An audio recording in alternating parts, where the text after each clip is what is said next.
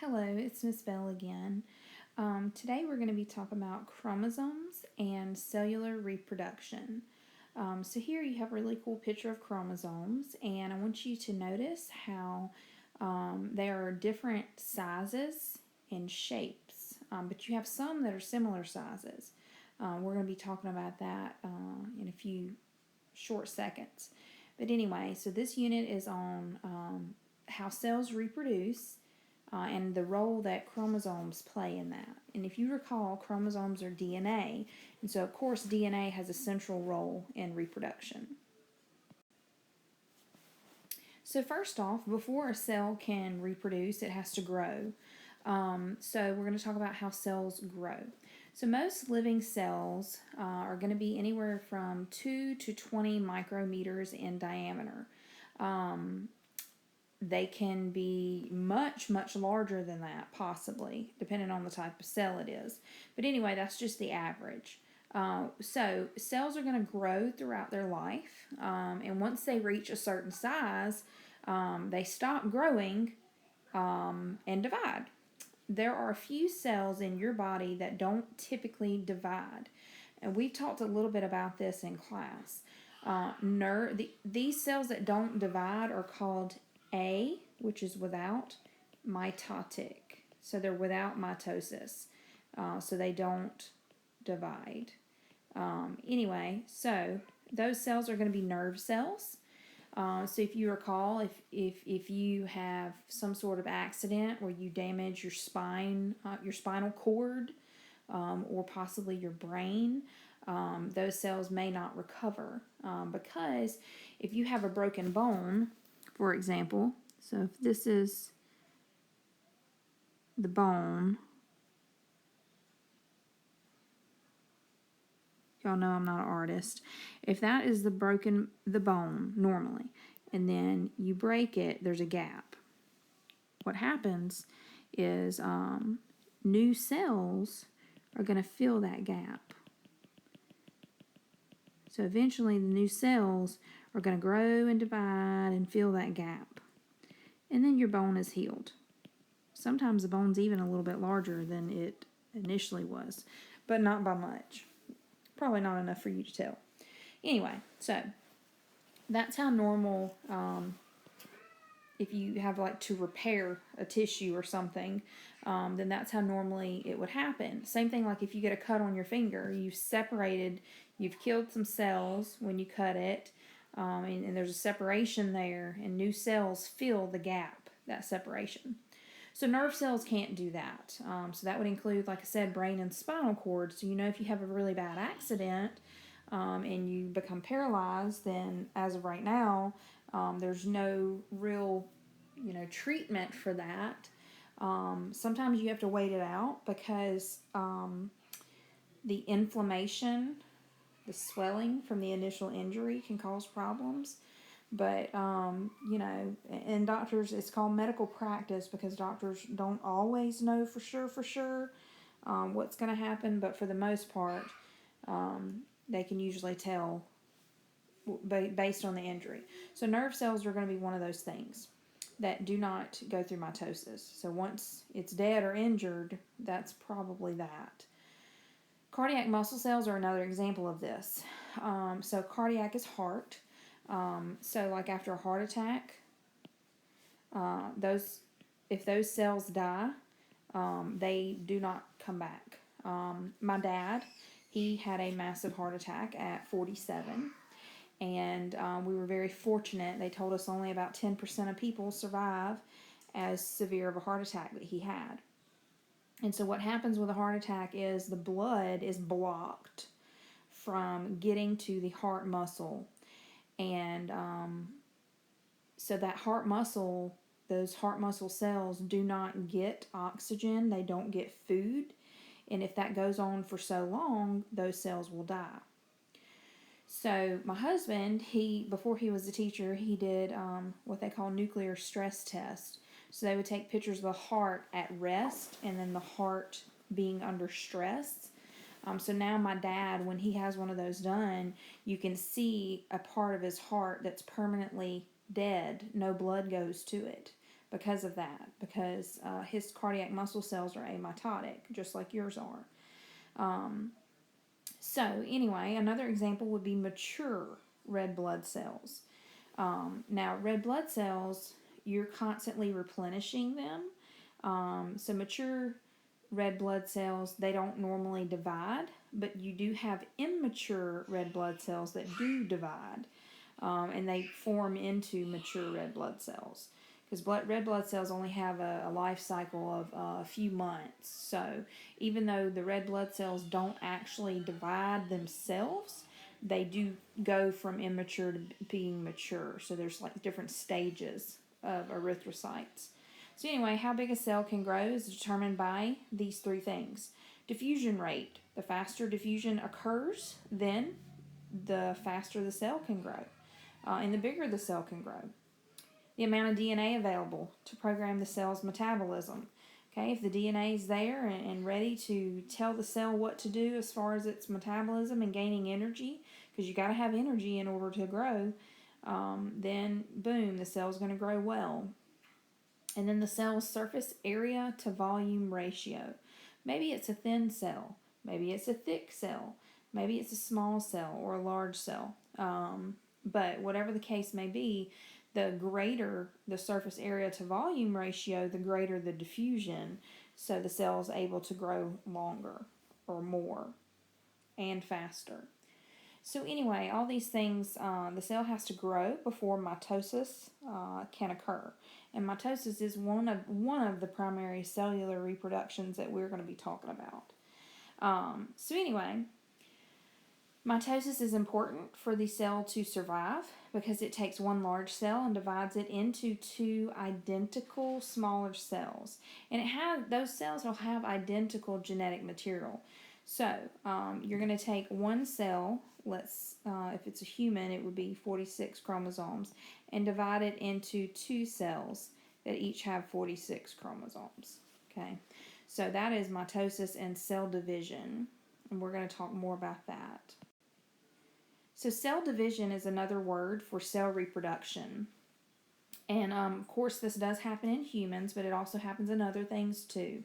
Eukaryotic organisms, so that's not just humans, that's also going to be like plants and protists and fungi. Eukaryotic organisms are going to grow, develop, and repair through mitosis. Okay, so you're going to grow. So I have a daughter, and she is constantly growing through mitosis. We notice when she goes through a growth spurt because she eats a lot more because she needs more energy in order to grow. Development, you can kind of think of development as like learning. And I'm going to use my daughter as another example. She learned how to talk. She learned how to walk. You probably can hear her right now in the other room because she's crying to come in here with me. She's learned how to feed herself, how to drink out of a cup. All these things babies have to learn. As she gets older, she'll learn other skills like learning how to write. Or I said walk. At your age, you might be learning how to drive soon. So these are all developmental skills. So you can think of development as like learning or learning skills.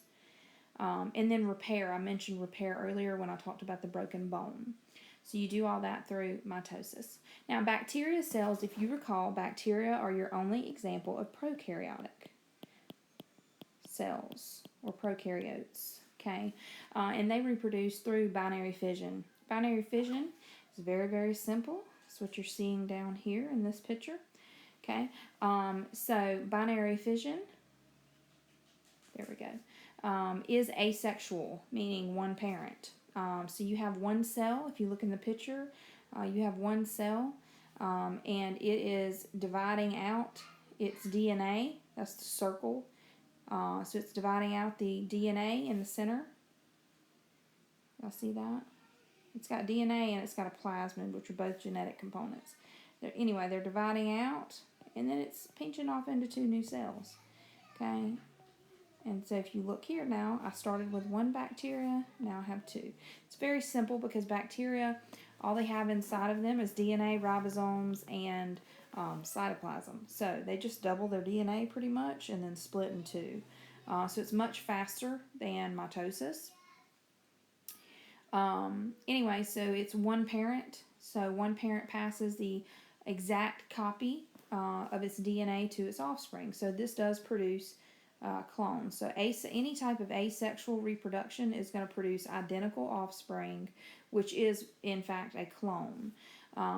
So anyway, then you have another type, another main type of cell division. There are a few others we're going to talk about that are asexual and even another that's sexual. But for the these are the main ones that you'll hear about. The 1, 2, 3 here. So anyway, the formation of gametes. That is the other one. Okay, so gametes are going to be your sex cells. Okay, so like in humans, that's going to be the sperm and egg. Okay, or like in plants, that would be like pollen. Anyway, so these are your gametes, your sex cells, and that is a special type of reproduction. So that is called meiosis. And if it's easier for you to think of it as meiosis, then you can think of it that way. But the correct is meiosis. Anyway, all three of these have in common that they all revolve around DNA and getting their DNA into the daughter cells or the resulting cells. So the resulting cells are called daughter cells. So if you can see here, this cell right here is undergoing, it's going to split. Y'all see that? That's an animal cell. So anyway. So there's two main types of cells in eukaryotic organisms. It's very important that you understand the difference between these. So you have body cells and sex cells. So body cell, another name for them is a somatic cell. This is every cell except for sperm and egg. So a somatic cell is any cell in your body except for your sex cells. Okay, so this could be anything. It could be skin, bone, muscle, liver, blood cells, but brain. In a plant, it could be the leaf, the stem, the roots. It could be anything but the sperm or egg. So that is your body cells. Okay, and this is very important for you to know. Body cells, you must know, have a normal number of chromosomes, which we call it diploid. Okay, now sex cells are the other type of cell in your body. They're also known as gametes or reproductive cells.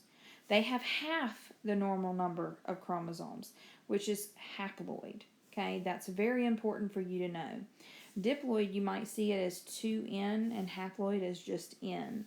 Okay, the reason why sex cells are haploid is because they are the only cells, now listen to this, they are the only cells made to combine with another cell, and they're going to combine with another sex cell. Okay, so for example, a body cell, a skin cell. Okay, think about your skin. If you just look down at your hand, one skin cell is not going to combine with another skin cell. They're going to sit right next to each other. They might even communicate, like nerve cells communicate, one right next to the other. But they never combine. The only cells made to combine are going to be your sex cells. Okay, so like sperm and egg in the case of humans. Okay, so we have our sperm, which has 23 chromosomes. Sorry, I'm getting ahead of myself. Okay, so that's my sperm. It's going to combine with my egg, which has 23 chromosomes. And then you get the baby, which has 46 chromosomes in all their cells. Okay, so you're not going to get, you get 50% from mom, that's dad, 50% from dad, and 50% from mom to get the 100% in the baby. Okay, so this is why sexual reproduction involves two parents, and it also involves genetically different organisms. Whereas your body cells are all going to have the same DNA, but your sex cells are going to be different because they only have half the normal number of chromosomes. If this was, if you had a sperm that had 46 in it, sorry, that's an ugly one, and then an egg that had 46 in it, then the baby would have 92. That's not normal. So in order to have a normal number of chromosomes, which is diploid, you combine two haploids. So the only cells that are haploid are sex cells, ever. Everything else is diploid. Diploid is your normal number. Do not think of diploid as double. Diploid, it does have a 2, di does mean 2, but what diploid means is, looking at my chromosomes, I have 23 pair of chromosomes. Well, let's look at chromosome pair number 12. Okay, I got one number 12 from my mom and one number 12 from my dad. So it's the same genetic content, but not exactly the same. So for example, number 12 might have a gene on it for eye color, but mom might have gave me blue and dad might have gave me brown. Okay, so it's going to be still the same stuff on the chromosome, it just might be different variations of that trait. So that brings us to chromosomes. We already kind of started talking about it, but we'll talk about it a little more now. So earlier, when we talked about cells in a previous unit, we talked a little bit about chromosomes and chromatin. I told you DNA has two main forms, chromosomes or chromatin.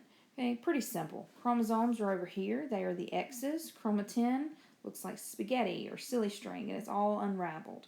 Okay, I want you to note that they are both still double helixes. You look very closely, you can see the double helix there. Okay, so if you think of a slinky, if you pull the slinky out, that's more like chromatin. Okay, it's more unwound. Like an unwound slinky. But if you push the slinky back in, that's going to shorten and thicken the DNA. If you push the slinky in, and then you would get your chromosome. Okay, so for this reason, you see the genetic information on the chromosome. Okay, so now chromatin is DNA, but you also have some proteins in there with the chromatin. Interphase is most of the cell's life cycle, and in interphase it is chromatin, N.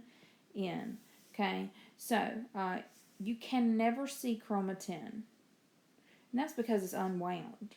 Okay, and the only way you can ever see DNA is under an electron microscope, and that will be when it's chromosomes. Okay, so you're more often to see DNA during cell division because that's when it's chromosomes. All right, what structures carry the most genetic information for a leaf cell? Well, hopefully you recall that genetic information is in DNA, and DNA is a chromosome. Which of the structures labeled below contains the chromosomes? Well, hopefully you know that's the nucleus, which is C. So looking at a chromosome, this is the X's, and this is how mostly DNA is going to exist during cell division. There's two major parts, the chromatids and the centromere. Okay, so your centromere is in the center, okay? And then you have your chromatids. So if you look, the V's, if you want to make an X, you could take two V's and put them together. So anyway, the V's are the sister chromatids. So the chromatin, like I said, it's going to coil up into two identical parts of the chromosome, and that's called the sister chromatids. So like I said, they're going to be identical. So it's going to have your eyesight, two of your eyesight genes maybe, or two of your hair color genes. Anyway, so the centromere is where the chromatids are attached. So that's just that central portion where the chromatids are attached to. And they're held together by something called a spindle fiber. So there's actually these little fibers that are holding the chromatids to the centromere. All right, what is structure Q? Well, hopefully you picked centromere. So chromosome numbers. So we already kind of started talking about this a little bit when we talked about haploid and diploid, but there's a few things to go over. So all sexually reproducing organisms are going to have pairs of chromosomes. So if it's sexually reproducing, it has two parents. So that means you get one chromosome from each parent, which means your chromosomes are paired up. So remember, plants can be sexually reproducing too, or fungi for that matter. So organisms can have lots of different numbers of chromosomes. They can have anywhere from 2 chromosomes to over 300 or even more. Ferns, which are a much simpler organism than, like a human is, have 1,262 chromosomes. So that's just an example for you. You don't have to know that. But each organism is usually going to have a specific number of chromosomes, and the number of genes, like the fern, might only have one gene on each chromosome, whereas humans have lots of genes on each chromosome. So anyway, homologous chromosomes. Okay, this is very important. Homologous, okay, you might remember, or sometimes they call them homologs. Homo means same or similar. Okay, and homologous chromosomes is referring to those pairs of chromosomes. Okay, so those pairs of chromosomes, like we said, you get one from each parent. Okay, each one comes from one of the two parents. Okay, and they're going to have similar size, shape, and genetic content. So if you recall that picture I showed you on the very beginning of this video, I told you to notice the shape and the size of the chromosomes, and notice there were some that were real little and some that were bigger. Well, your chromosomes are numbered based on their size and shape. So if number 1, if you look at chromosome number 1 versus number 23, you'll notice they change in size. So anyway, they also are paired up based on, you got one number 1 from mom and one number 1 from dad. So I got one number 4 from mom and one number 4 from my dad. And so I got a gene from each parent for, let's say, my height. I got one gene from each parent for my height. Or at least one gene. We'll just say that, because when we get to genetics, we'll talk about that.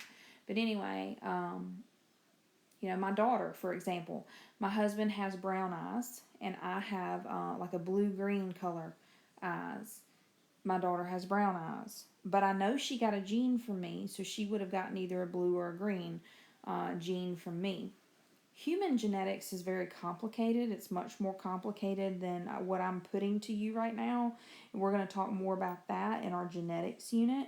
After this unit, we will begin getting into genetics. So just hold your horses on those questions. Anyway, so with homologous chromosomes, in humans, you have 46 chromosomes. Okay, in humans, in your body cells, in your somatic cells. Okay, that is considered the diploid number. Okay, so that means in my body, in my skin cells, I have 23 chromosomes from my mom and 23 from my dad. So that makes 46 chromosomes in every one of my body cells. Okay? So that is homologous chromosomes. That brings us to diploid and haploid. I've already touched on this some, but here's where it's like actually written out. So diploid is not double. Let me start with that. Diploid is not double, but haploid is half. Okay? Diploid is the normal number of chromosomes for that organism.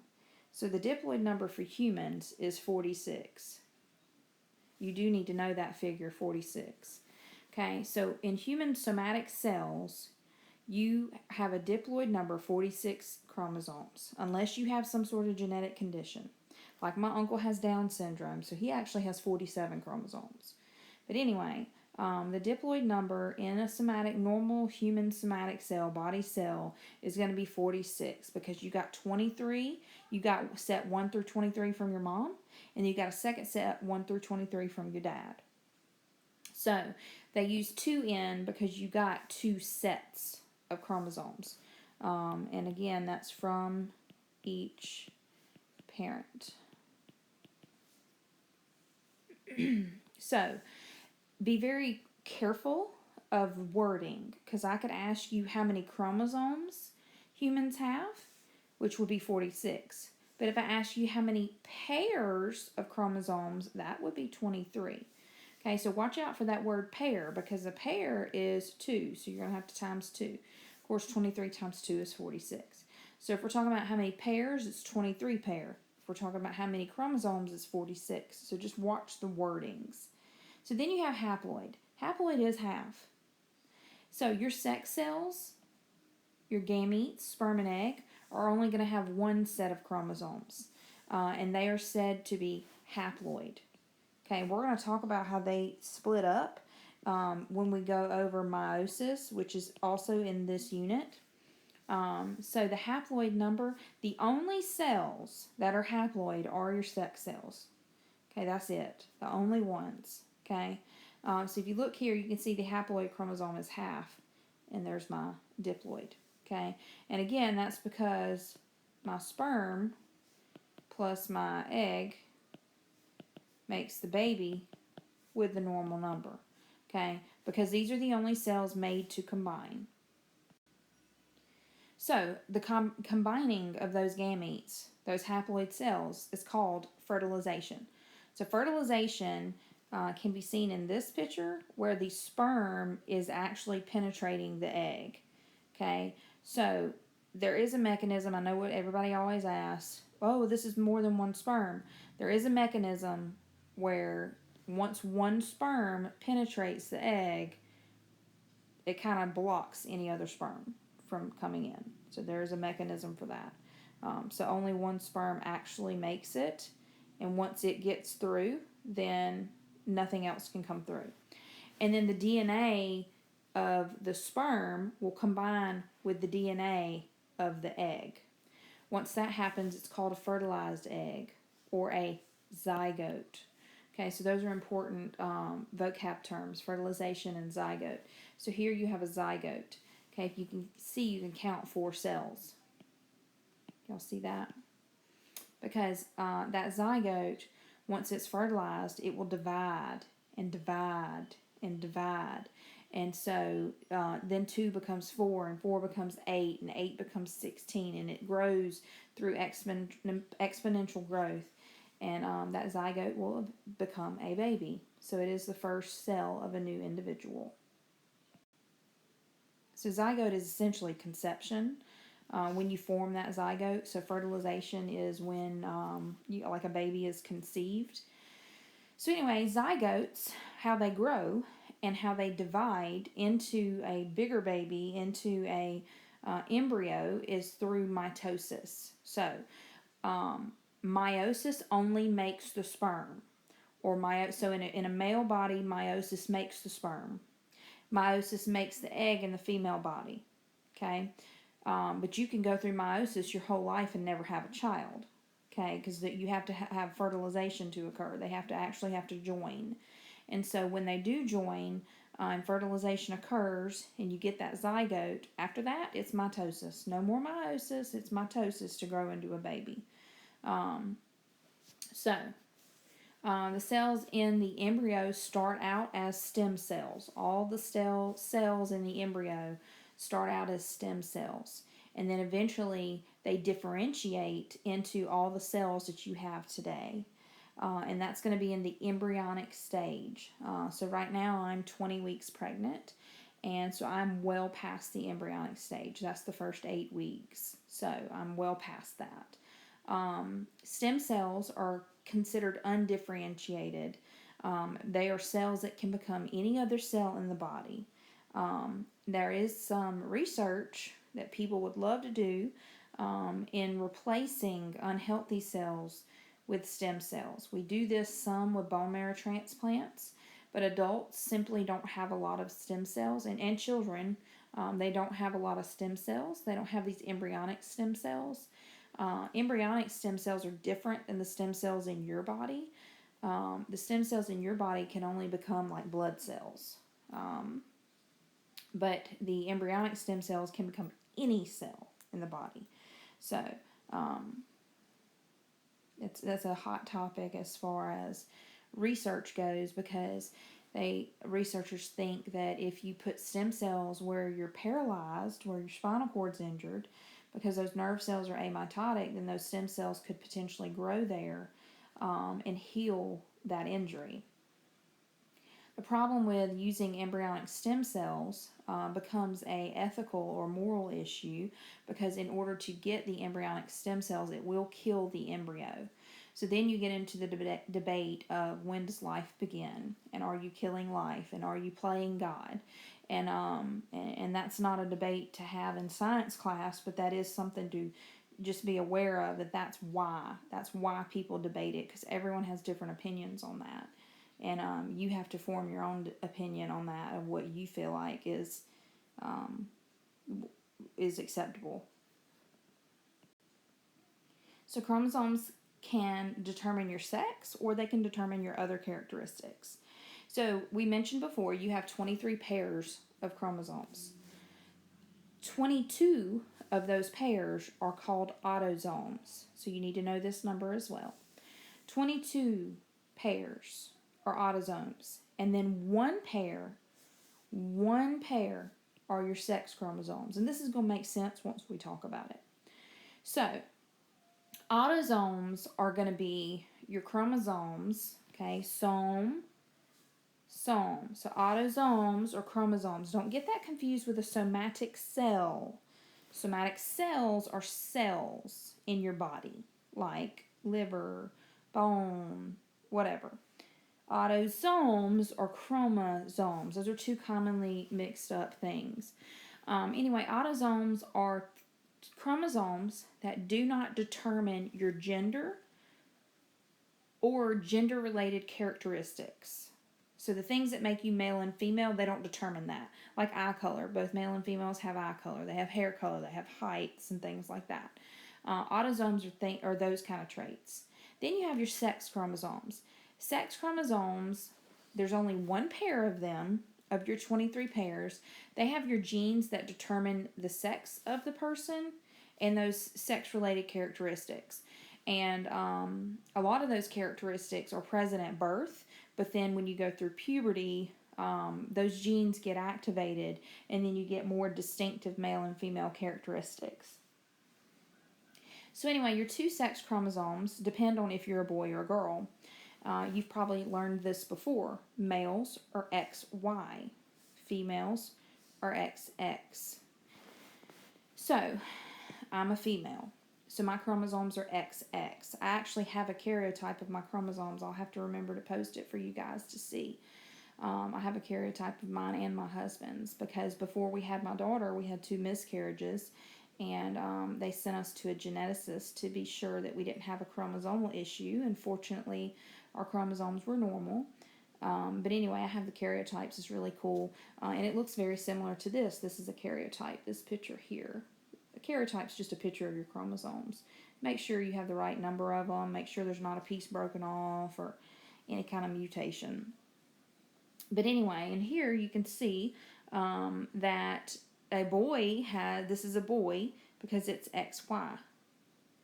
So I'm a girl. I have XX. So, like, if I'm having a child, my only option is to give the child an X, because all I have is 2 X's.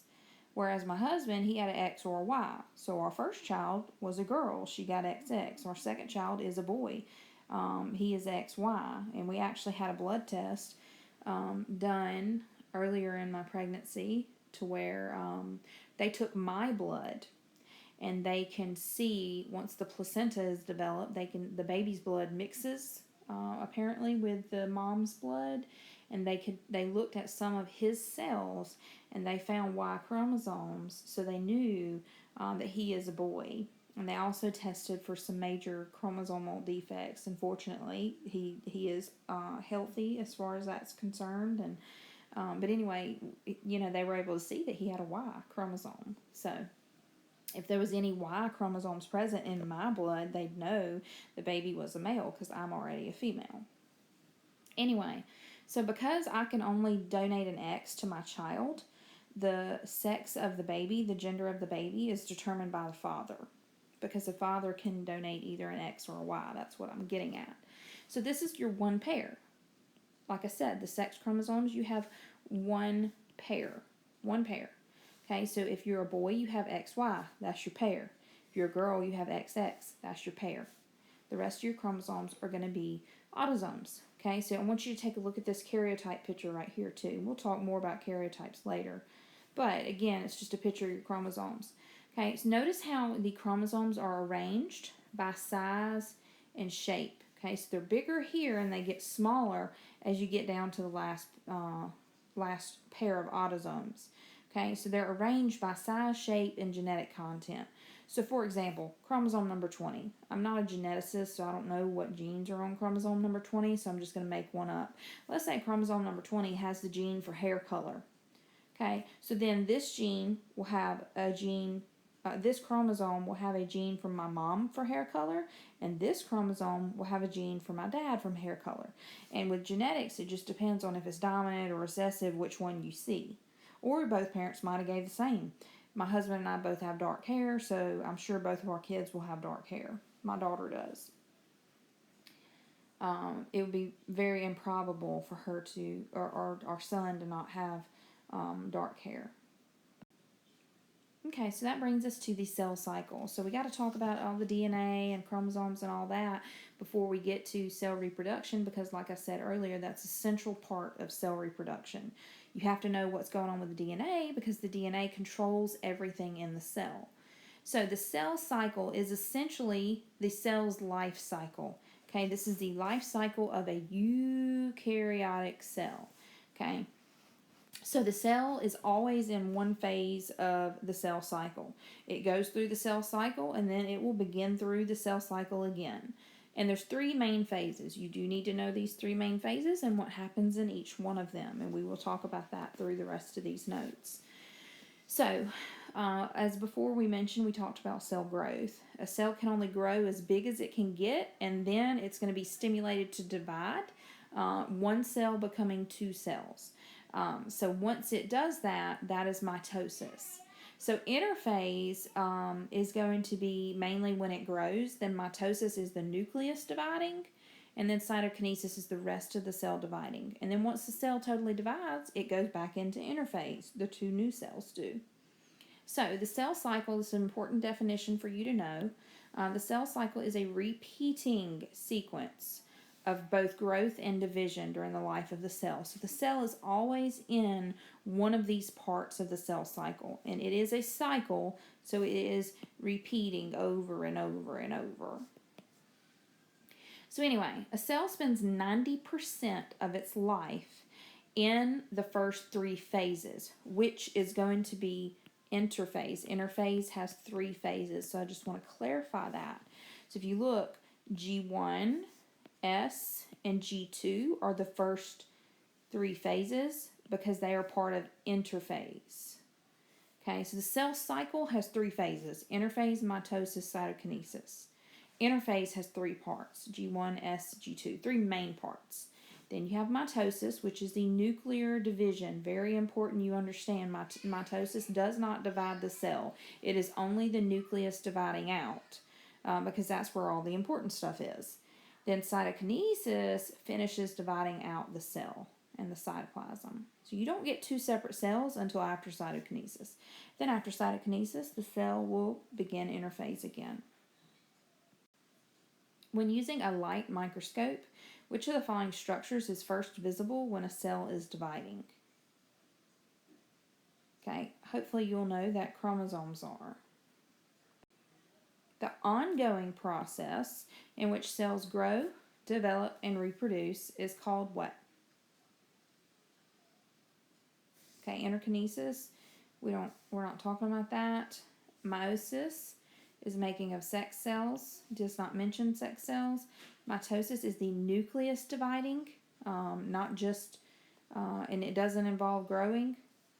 So the cell cycle is that ongoing process. So that brings us to interphase. So interphase is the busiest and longest part of the cell cycle. And the primary thing there's two primary things that happen in interphase. Throughout all of the parts of interphase, the cell is going to grow. The other thing is going to be your DNA is doubled. It's replicated, it's copied. The more technical term is replication, DNA replication, or chromosome replication. So you'll see the word replicating because you're making a replica. You're doubling the DNA. So anyway, this happens in interphase. Interphase has to happen before mitosis. Before mitosis can begin, you got to copy your chromosomes. Remember, you're taking one cell that has 46 chromosomes and splitting it into two cells with 46 chromosomes. Okay, in order for that to happen, you got to double your DNA. So in interphase, you will double your DNA to 92 before it can then mathematically split into two cells with 46. That math makes a little more sense, right? Because you can't split 46 and get 46 and 46, two 46s. You have to double that DNA first. Okay, so this will be before. Okay, so this will be during interphase. And this will be after mitosis. Okay, you would get your two cells with 46 chromosomes each, and that would be during cytokinesis.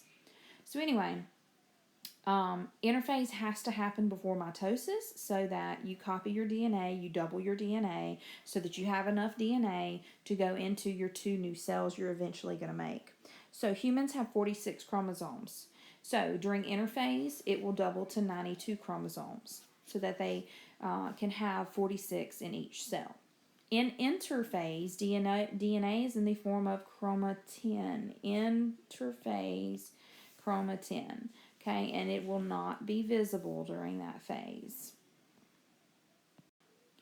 Okay, so there's either 3 or 4 distinctive phases during interphase. Just move that. You can see all of it. Okay, and I say 3 or 4 because it depends on the type of cell.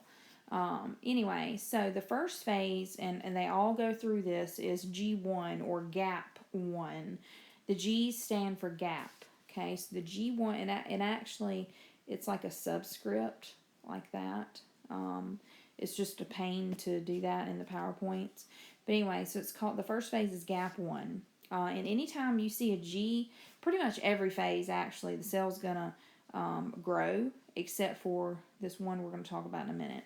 So in G1, the cell grows and you make more organelles. Okay, you got to have more ER, more Golgi, more mitochondria, and those things in order to have enough to go into two new cells. Because remember, this is cell division, this is cell reproduction. Your goal is to make new cells. Take one cell and make two cells. So anyway, G1 lasts about 8 to 10 hours. Then you might have cells that have the G0 phase. Might. Not all cells do this. Okay. Usually this is combined with G1. G0 is a rest phase. I like to think of it as zero happens because it basically is a stage of dormancy or inactivity. It does not grow, divide, or prepare to divide in any way. So like I said, G0, zero happens pretty much. Nothing really happens. It's dormant, it's inactive, it doesn't grow, it doesn't prepare in any way. And the cells that usually do this are those amitotic cells, those cells that do not undergo mitosis. Okay, they stay in that G0 phase pretty much their whole life cycle. They do have longer lifespans than other cells do, but they do not divide.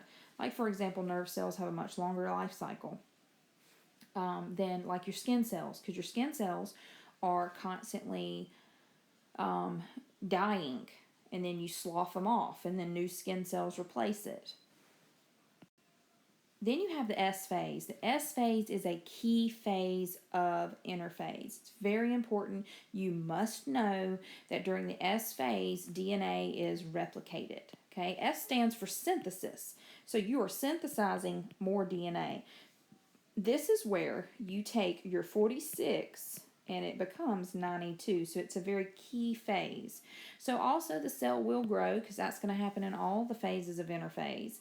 So the cell continues to grow and DNA is doubled at this point. It goes from 46 to 92. Now it's still chromatin, and this takes about 6 to 8 hours. And then after that, the cell will go into G2 or gap 2. Again, the cell will grow because it grows in all the parts of interphase except for that if it goes into G0.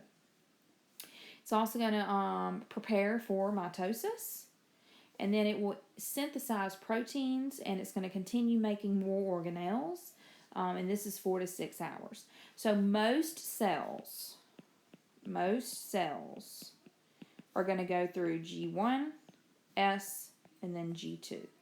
So that's phase 1, 2, 3. G1, S, G2. Okay, so most cells in interphase consist of G1, S, and G2, except for the exception of those that go through gap 0. So G1, S, and G2 are all parts of what? Okay, so here's a cell cycle. We got G1, S, G2. Then you got mitosis, cytokinesis. So what are G1, S, and G2 all parts of? Hopefully you picked interphase because those are the 3 phases of interphase.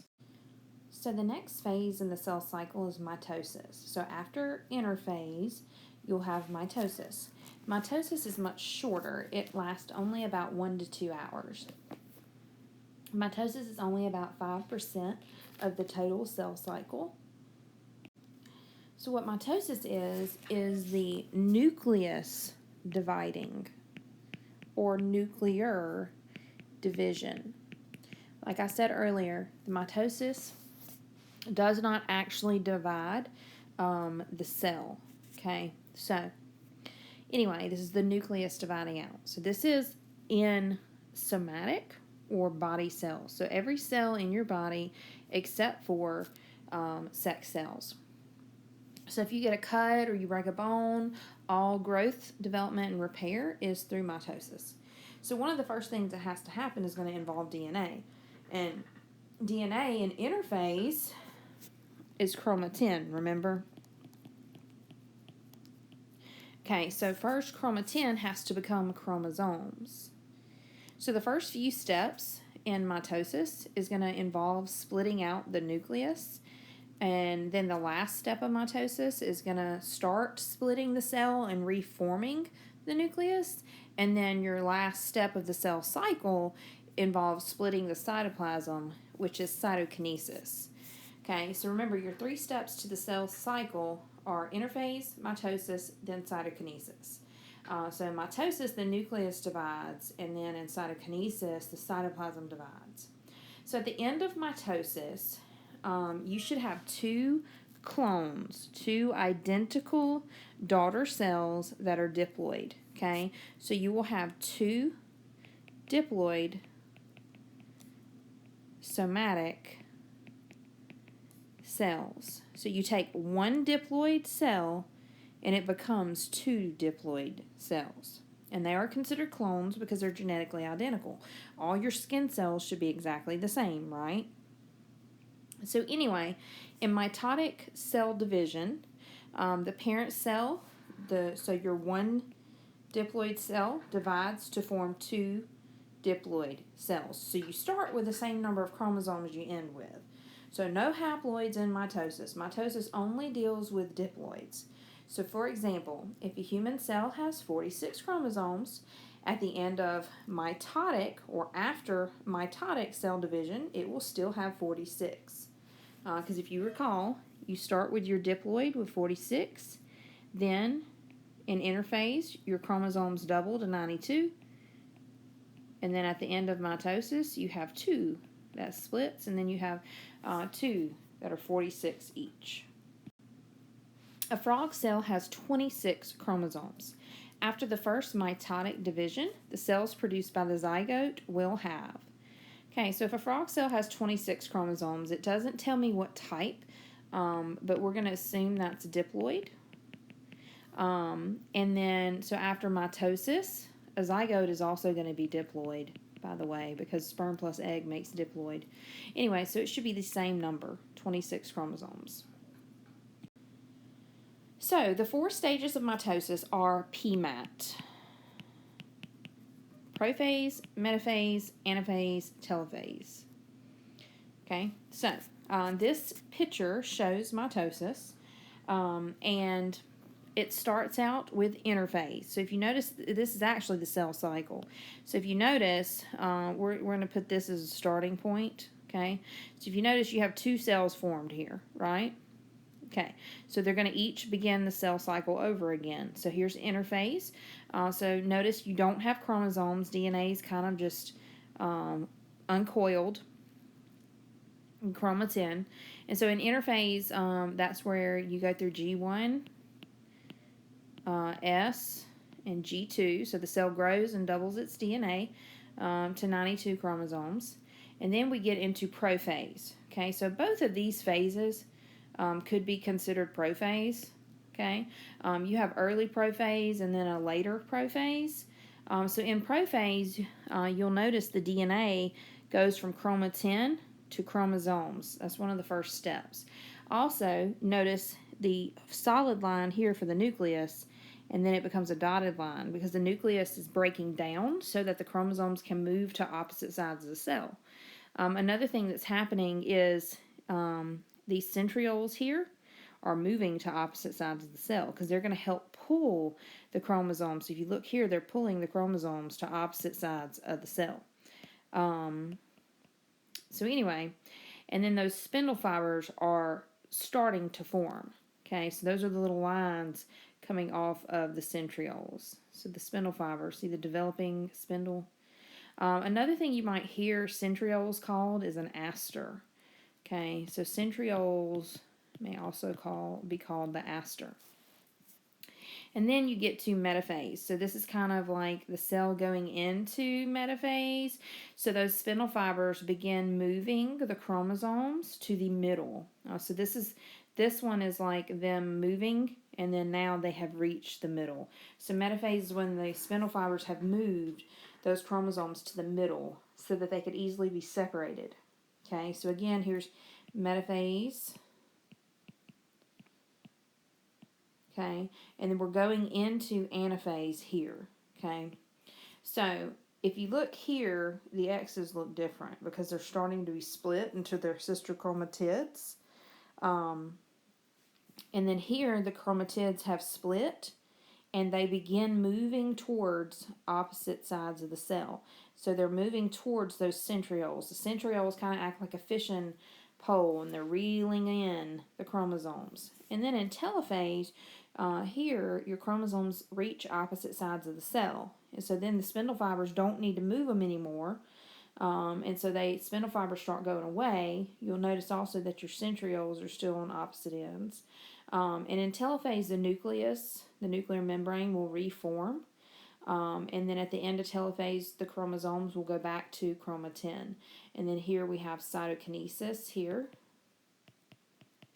where you actually split into two new cells. So if you noticed, mitosis is the nucleus dividing, and then cytokinesis is when the cell finishes splitting. Okay, so this is just a simplistic picture of mitosis. You have your parent cell, which has 46 chromosomes. DNA replicates during the S phase of interphase. So it replicates to 92, and then my two daughter cells each are diploid. They have 46 chromosomes. That brings us to the first step of mitosis, prophase. Okay? So prophase, I've underlined some key things. So the things that I've underlined would be good things for you to highlight. Okay, so they are the most important things that happen in each phase. So prophase, chromatin becomes chromosomes. Remember, chromosomes are much easier to see. And actually during prophase, this is the easiest time to see the chromosomes because the DNA has been shortened and thickened. If you think of a ball of yarn versus yarn being stretched out. If I was to stand across the street at the Votech or the post office, and I was to put someone over there, and then I was to stand in the parking lot, if you had a ball of yarn, I could probably see it because it's shortened and thickened. But if you were to stretch it out into just one string, it would be much harder for me to see across the street because it would be like more thin and stretched out. So I kind of think of chromosomes like that, except you're looking through a microscope. Anyway, so chromatin becomes chromosomes. So chromatin kind of is all squiggly, and they become X's, your chromosomes. So each chromosome has been duplicated. It's made of the two halves called the sister chromatids. And so that's a replica of the DNA. So anyway, the other thing that happens is that the nuclear membrane disintegrates or goes away or disappears. And this can be represented by a dotted line in prophase. Spindle fibers begin to form between the centrioles. If you recall, centrioles are those organelles that are only in animal cells, and they are paired and usually close to the nucleus because they play a role in cell division. Okay, so we're going to talk about that role now. So one thing that that centrioles do is they help form these spindle fibers or spindles. Spindles are little protein type structures made up of microtubules, and spindles move the chromosomes during cell division. They help move the chromosomes so that it can split into two new cells. So centrioles help make the spindles. Now another thing that happens is that centrioles move to opposite sides of the cell. So again, those centrioles are little organelles. Again, they're made of protein, microtubules, and they're only found in animal cells. And the centrioles are going to anchor the spindles as they move the chromosomes. Okay, so that's what they do. A pair of centrioles is called a centrosome. So if you see the word centrosome, that is the pair of centrioles.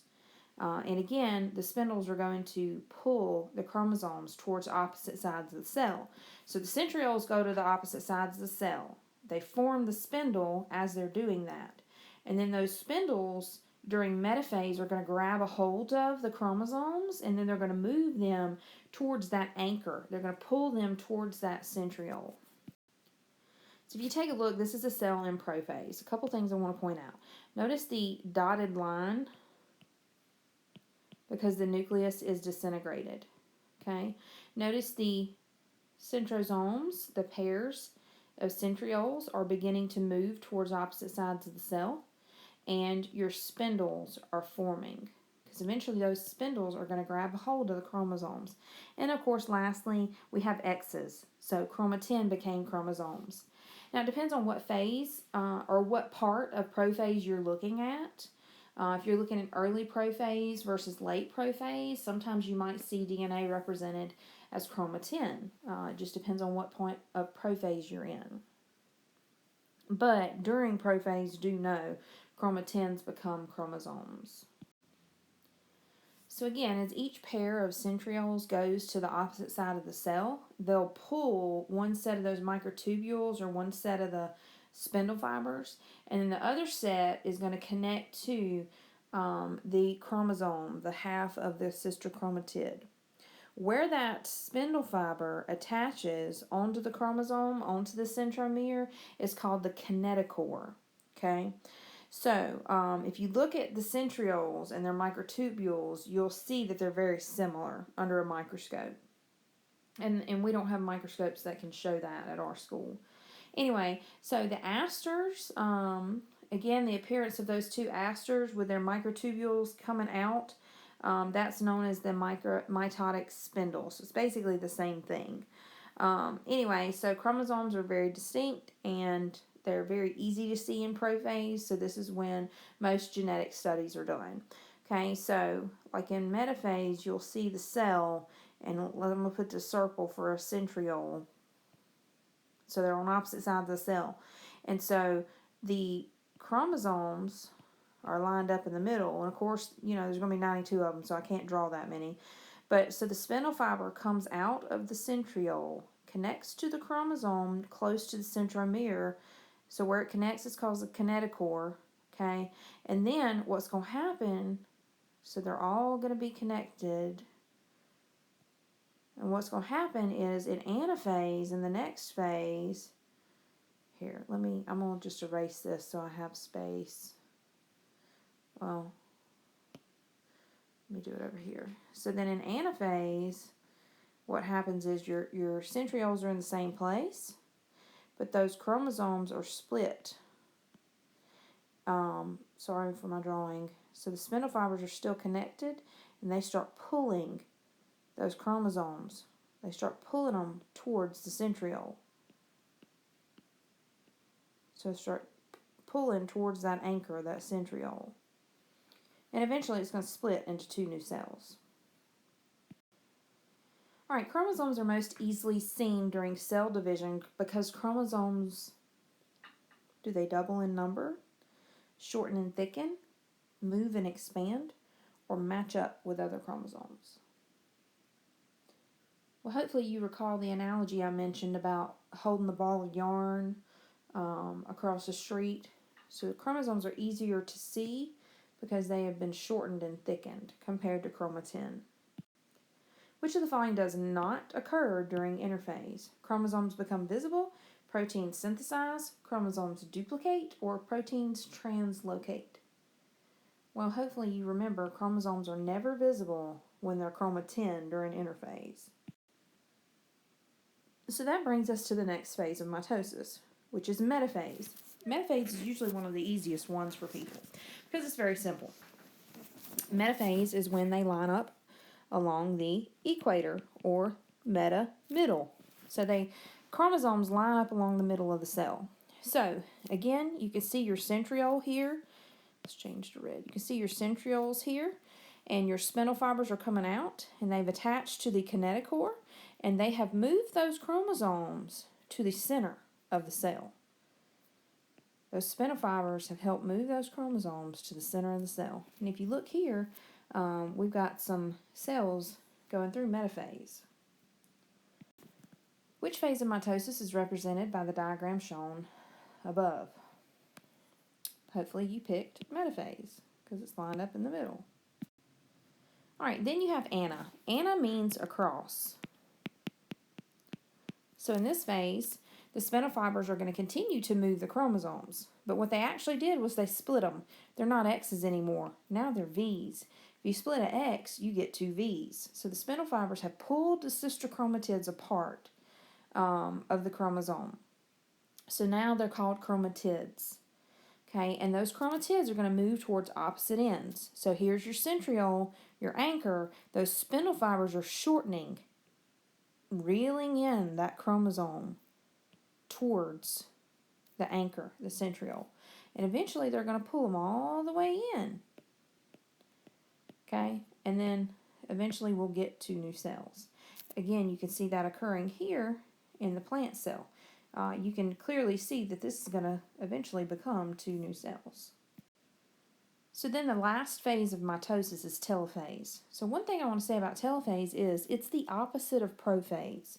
Okay, so instead of one nucleus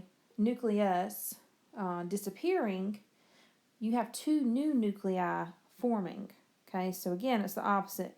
So in prophase, your chromosomes are in the middle. So your identical chromatids have reached opposite sides of the cell. Then they're going to uncoil into chromatin. So in prophase, chromatin became chromosomes. In telophase, chromosomes becomes chromatin again. Okay? The nuclear membrane disappeared in prophase, but it's going to come back. See the dotted line? It's coming back. It's reforming. But except there's 2 of them. So that's the opposite as prophase. In prophase, spindles appeared. Now they're going to disappear. Anyway, so you can see very clearly that 2 new cells are in the process of forming. The nuclei are reforming. So the first 3 steps of PMAT, of mitosis, prophase, metaphase, anaphase, you split the nucleus. In the last step of mitosis, telophase, you're putting the nucleus back together. You are not splitting the cell yet. That happens in cytokinesis. Remember, there's 3 parts to the cell cycle: interphase, mitosis, cytokinesis. Okay, so mitosis is the nucleus dividing. Cytokinesis will be when the cell actually finishes dividing. So after mitosis ends, cytokinesis begins. All cytokinesis really does is it divides out the cytoplasm and the organelles, and then you get 2 new cells. Okay, so notice you have chromosomes, your sister chromatids here, But then down here you have chromatin. Your nucleus is forming. You've got two separate cells. Your spindle fibers have shrunk up and went away. And like I said, your nucleus is reforming. So your new daughter cells that were formed in cytokinesis will then begin interphase to start the cell cycle over again. Which phase of the cell cycle involves replication of chromosomes? Remember, chromosomes are your DNA, so when is DNA replicated or copied? Hopefully you remember DNA is synthesized during the S phase of interphase. Following telophase, two daughter cells are created when new membranes are formed in the process called, well, after telophase, you should recall that cytokinesis is next, and that's when you get two new cells. All right, when chromatids have been separated, the cytoplasm is separating, and a visible line is forming between the sets of chromatids. Which phase of mitosis is being described in the lab notes shown above? Well, if the cytoplasm has started separating and the chromatids have already been separated, that means it's telophase. The stages of cell division called PMAT, prophase, metaphase, anaphase, telophase, occur during which stages of the cell cycle? Well, hopefully you recall that G1, S, and G2 are all interphase. And M is mitosis. Mitosis is when PMAT occurs. Oops, sorry. Which event in mitosis has not yet occurred? Okay, so which event in mitosis has not yet occurred? Chromosomes lining up, spindle fibers shortening, chromosomes duplicating, or cytoplasm dividing. Hopefully this is an easy one for you. Eventually you can see that two new cells are going to form, so the cytoplasm has clearly not divided yet. So what are the differences between plant and animal cells undergoing mitosis? Well, there are a few key differences. Plant cells do not have centrioles. So all that we've talked about centrioles, plant cells don't have them. Plant cells have a cell wall. Okay, so they divide their cytoplasm with something called a cell plate here. Okay, you see it's like new cell wall forming here. So that is a cell plate. So plant cells have a cell plate. And it eventually becomes their cell wall. In animal cells, they have what's called a cleavage furrow. Okay, so it's that pinching between the cells. And then as the cleavage furrow forms, that becomes the cell membrane. And it's going to form a contractile ring, eventually pinching off those. You can kind of see the contractile ring here. So it's pinching off to become two new cells. So this brings us to factors that control the cell cycle. So, obviously the cell cycle is very carefully controlled, but if it is not, this can result in cancer. So how you get cancer is when the cell cycle goes unchecked or uncontrolled.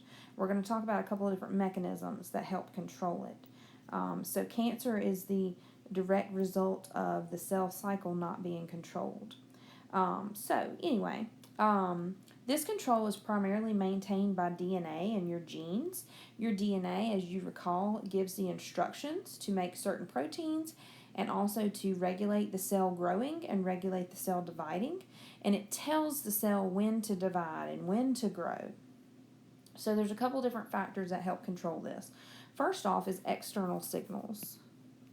So I guess we can say factor number one would be external signals.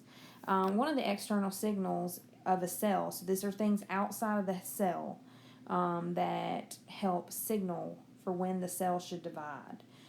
Growth factors are one example of this. So these are certain proteins that signal the cell to divide or go through mitosis. And this can be produced by cells or released from damaged cells. So you might wonder why your bones don't continually growing, but if you break a bone, then they'll grow. Well, that's because when you break a bone, those damaged cells that were broken are going to release a growth factor. Those growth factors then bind to the receptors on the surface of nearby cells, and then they tell those cells you need to multiply to fix this problem, to repair this problem. And some are only going to attach to certain types of cells. So the second factor is going to be internal checkpoints. So once a cell is stimulated by the external growth factors to divide, then internal factors are then activated to make sure that the division goes correctly. So you have these checkpoints. So checkpoints are different points in the cell cycle where if something is wrong, there is a stop. It stops the cell cycle. So if something goes wrong, then the cell cycle will stop at that point until it can be fixed, or possibly the cell might just die. So checkpoints are made by these special proteins called cyclins and kinases. Those are enzymes, which of course enzymes are proteins. Now apoptosis can occur. Apoptosis, if you recall, is programmed cell death. So this happens when cells become damaged or worn out, and it can also occur whenever if the cell signals a gene to produce the digestive enzymes in the lysosomes. Basically, in the cells, the lysosomes will all burst at the same time for apoptosis to occur. So anyway, this is what can happen like when in an embryo, so that they don't have webbed feet. Apoptosis occurs, and we've talked about that before when we discussed lysosomes. But this can also happen if the cell's going through a checkpoint and it cannot repair the problem. So your checkpoints. So there's three main checkpoints. The first checkpoint is the G1 checkpoint. Guess what phase that is in? G1 of interphase. So in the G1 checkpoint, again, this is in the G1 phase of interphase. So this is before the cell even begins dividing. This determines if the cell is big enough, if it's reached the right size, and if the cell has enough energy and nutrients to go through the cell cycle. The cell will also check for damage to DNA and make sure that there's enough growth factor signals for the cell to divide. Then the G2 checkpoint, of course, occurs during the G2 phase of interphase. If you recall, this is after the S phase, so DNA has already been replicated. This prevents the cell from entering mitosis if the chromosomes have not been duplicated correctly. So let's say you don't have 92 chromosomes. Let's say you have 93. Well, then hopefully it would prevent the cell from going into mitosis. Then you have the M checkpoint. This is the mitosis checkpoint, specifically during metaphase. So mitosis metaphase, MM, pretty easy. So this happens, like I said, in mitosis near the end of metaphase, and this checks that all your sister chromatids are attached to the spindle so that they can pull them to opposite sides of the cell. So when they do get pulled, remember in metaphase, your chromosomes are lined up in the middle. So it's checking that right here that it's attached.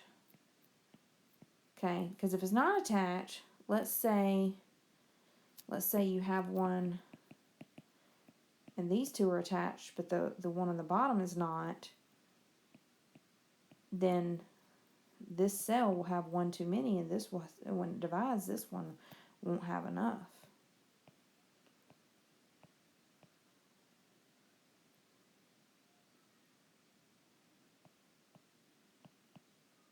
So it would look like this.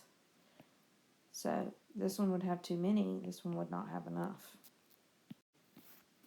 So one unfortunate thing in life that humans have to deal with sometimes is cancer.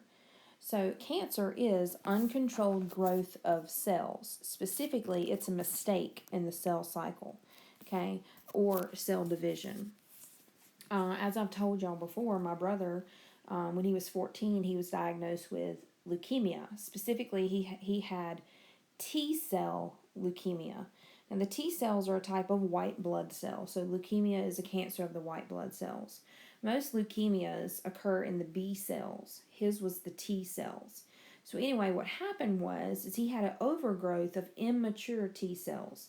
If they're immature, they don't do their job, and then you get way too many of them, and they crowd out your blood. And when they crowd out your blood, the other parts of your blood do not work. So his platelets and his red blood cells wouldn't work, and all the other things. So anyway, a normal white blood count is going to be between 5 and 10,000. When he was diagnosed with leukemia, his was 169,000. So as you can imagine, he had way too many, and they were all immature. So he had no immune system at that point because he didn't have any mature white blood cells.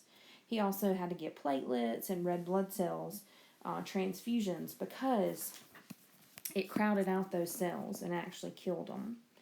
Anyway, so my mom also had breast cancer. Fortunately, both my brother and my mom are doing great. But like I said, cancer is kind of a fact of life for humans. We're very fortunate that we live in a time period where a lot, but not all, of cancers are treatable. It's hard to say that there's like a specific cure because every cancer has different stages. And so we're going to talk about kind of just general how cancer works. So generally, cancer is that uncontrolled growth of cells. If you catch it earlier, then it's easier to control that growth of cells by killing the cancer cells. But what happens is, you have, if you have one cancer cell and it makes it through one of those checkpoints, you have one. Okay, then it divides, and then you have two. And then those divide, and then you have four. And at this point, you wouldn't know you had cancer. And then those divide. And you see what I'm saying? You have exponential growth. And so with cancer, it depends on the type of cancer. Some cancers cause symptoms very quickly. Some don't. Some cancers, they, are easier to spot. Some are harder to spot. It just depends. So anyway, if the cancer is caught earlier in the division process, you don't have as many to kill and they're all in one spot, it might be easier to kill those cells. Ultimately, the cancer cells have to be killed, though, or they will take over. So anyway, if the abnormal cells are not destroyed at those checkpoints, so if your body doesn't destroy them, and you have all those checkpoints in place to prevent that, then internal growth factors are not suppressed, then you have possibly cancer, an uncontrolled growth of cells, and then they keep dividing and you get more and more of those cancer cells, like going from 5 to 10,000 to 169,000. They're estimating that my brother only had it for like 1 or 2 weeks. I want to say they had I think 2 weeks is what they told us. And so anyway, his was a faster growing cancer, of course, and my mom's, they caught it very early, and it was a very slow growing cancer also, so we were very lucky with that. My brother had to go through 3 years of treatments. The type of leukemia he had, they couldn't do a bone marrow transplant for him, so he had to just go through almost 3 years of chemotherapies and radiation and just all kind of stuff. Anyway, so why do people get cancer? Sometimes you get cancer because of a certain carcinogen. That's the easy answer. So carcinogens are things that cause cancer. Carcinogens damage the DNA in your cells, and that's how it causes the cancer. So tobacco, of course, is a known carcinogen. It's one of the top carcinogens in the world. So tobacco is going to primarily affect the cells that it touches. It could happen, it increases your risk of cancer anywhere in your body. But for example, if you dip, then it's going to primarily affect where you put the dip in your mouth. And then if you swallow the spit, gross, then it could affect your throat. But a lot of people that dip, they get some sort of mouth cancer. If you smoke, a lot of those people get cancer in their lungs. But you could get another type of cancer too. So tobacco just increases that risk. UV radiation, that's the sun. So of course, the sunlight, the more UV radiation you're exposed to, the more likely you are to get skin cancer. Of course, y'all probably heard of x-rays can cause cancer. It takes a very large amount of x-rays to cause cancer. Nowadays, the x-ray, and y'all know I used to work in x-ray, so I can tell you these things. Nowadays, one chest x-ray, you get less radiation than going on an airplane flight for 2 hours.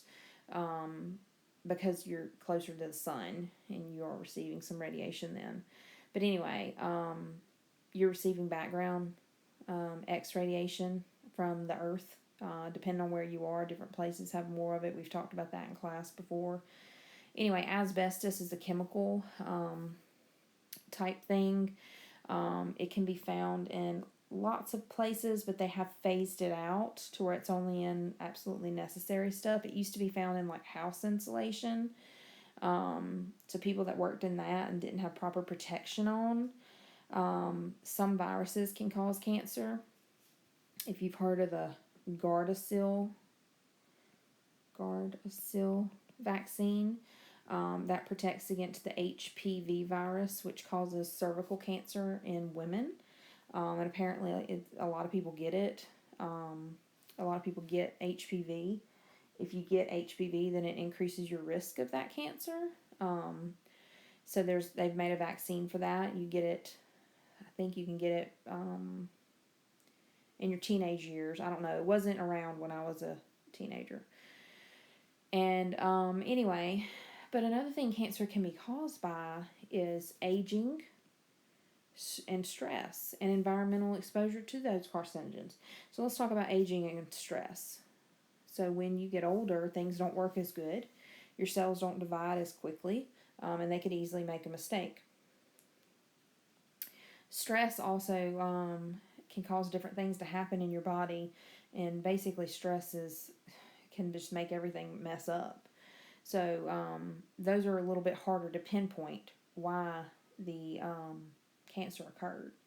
There are some cancers that are genetic, or certain carcinogens might mutate your DNA, permanently changing your DNA. Like I said, certain cancers are genetic. Those are caused by an oncogene. Onco is cancer. So this is a cancerous gene if it is expressed. So let's talk about that for a second.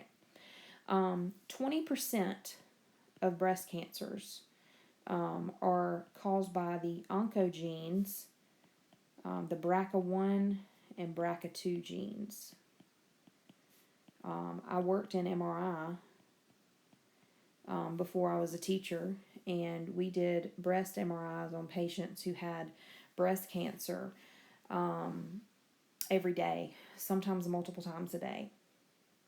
And one of the things we were looking at in their chart was to see if they had genetic testing.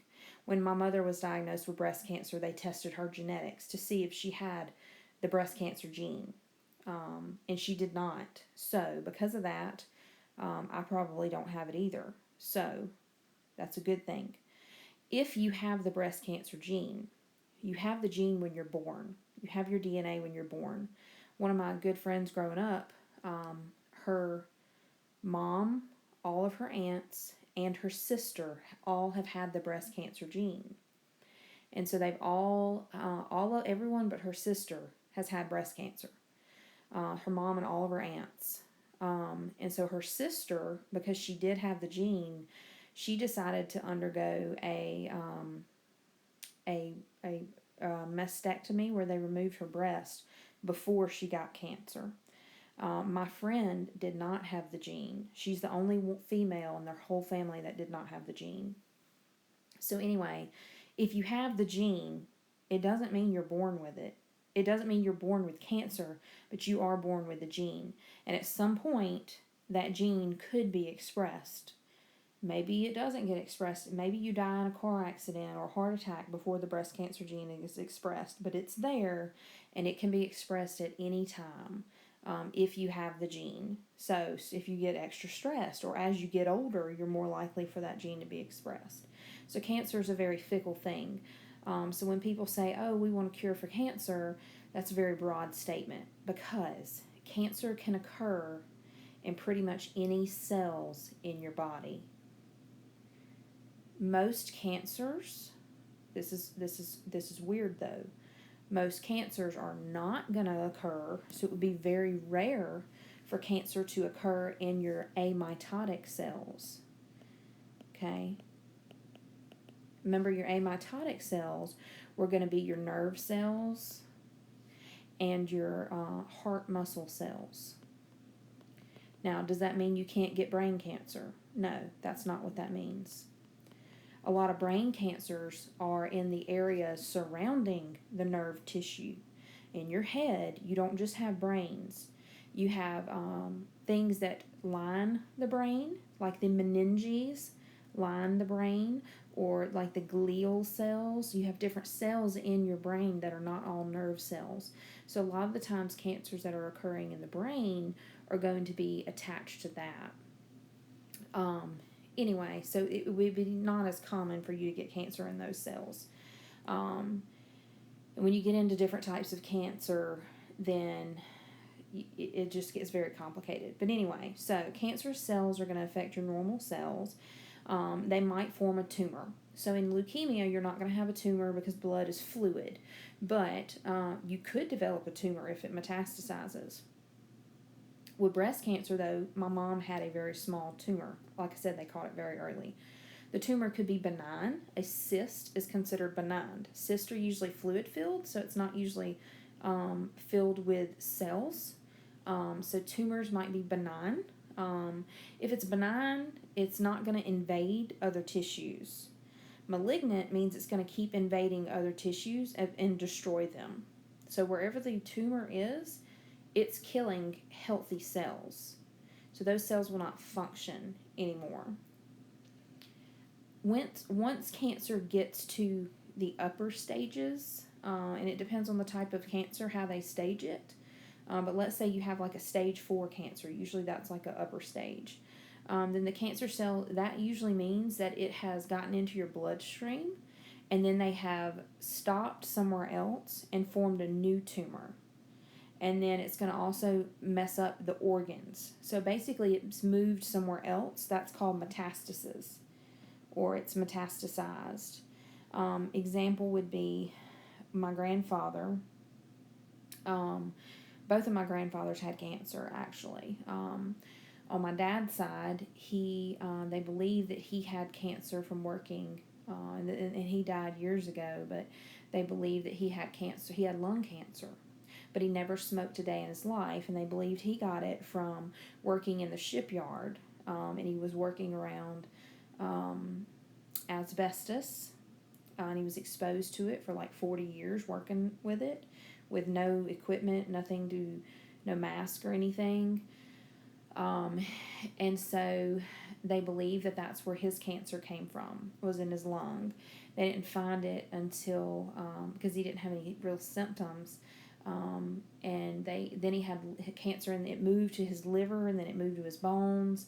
By the time they found it, it was everywhere, and he only had 6 weeks from the time they found it, and then he passed away. My other grandfather, he had prostate cancer, and he went through some treatments that were pretty mild, never lost his hair or anything, didn't really get sick, and then they were like, oh, okay, you don't have cancer anymore. And then he went back for his checkup like 2 years later. I think he went like maybe every so many months. But anyway, it was about 2 years of not having treatments. And then he had cancer, and it was in his bones. And after it moved to his bones, it moved to his lungs, and then it moved to his brain, and it just went everywhere. So that's how metastasis works. And once it gets to all those other organs, you can't just kill all the cells in your body. How cancer treatments work is you can cut it out through surgery, you can radiate it, which is going to kill it, or you can do chemo, which is going to kill it. So obviously surgery cuts it out. You can't always do surgery though, because if it's in multiple places, you can't just cut out half of your body. With surgery, if it's around an important blood vessel, you're taking a risk there with killing you that way. And some doctors will or will not operate. It just depends. With chemo and radiation, they're going to kill the cancer cells. But when they kill the cancer cells, they're also going to kill surrounding healthy cells. So they can only do so much of that. When they kill those healthy cells, it's going to cause major side effects. One thing chemo does is it lowers your immunity because it's going to kill your white blood cells in your bloodstream because your blood goes everywhere. So no matter where you get the chemo done, it's going to kill those cells. A lot of chemo, they just do it in the bloodstream. It's like an injection. My brother had chemo every way you can have it. They did a spinal tap once a week where they pulled out spinal fluid. They put the big needle in his back, and they put chemo in that way. He had shots in his legs that went into his muscles. He had chemo that way. He took chemo pills. He took chemo injections.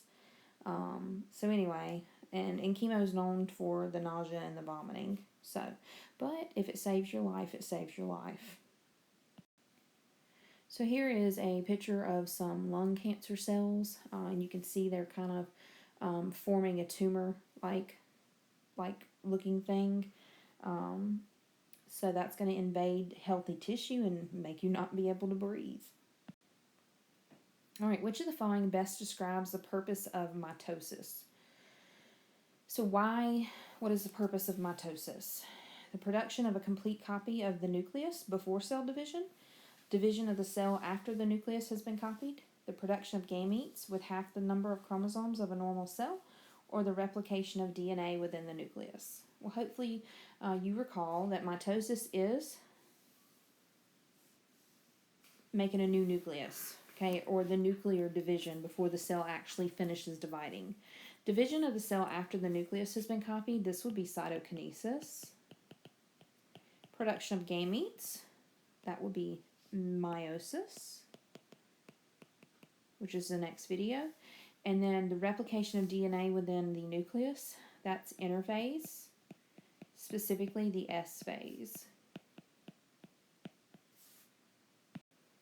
All right, which of the following processes is most responsible for getting genetic information into each cell in the body of an organism?